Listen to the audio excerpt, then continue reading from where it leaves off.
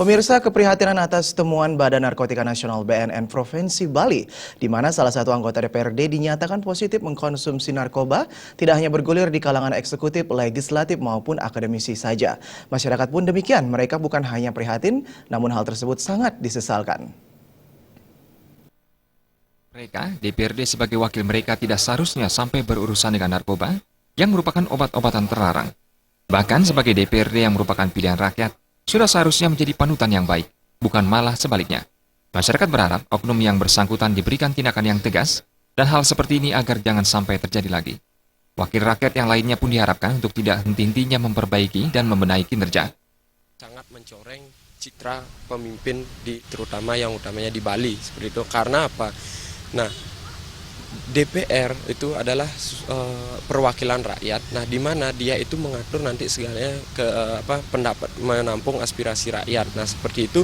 Nah, jika salah satu pemimpin kita atau salah satu anggota DPR yang menggunakan narkoba, itu sudah akan mencoreng nama masyarakat itu sendiri.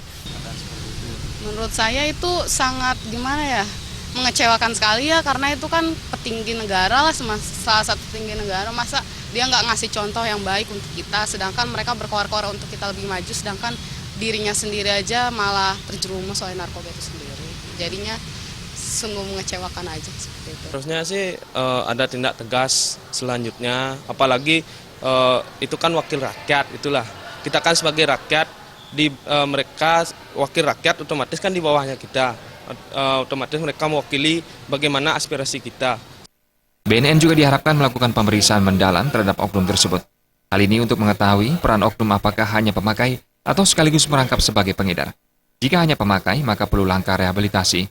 Namun, seandainya ditemukan indikasi sebagai pengedar, maka hukum harus ditegakkan. Tes urin terhadap eksekutif maupun legislatif juga diharapkan bisa dilaksanakan seterusnya dengan lebih intensif. Gargita dan Alit Setiawan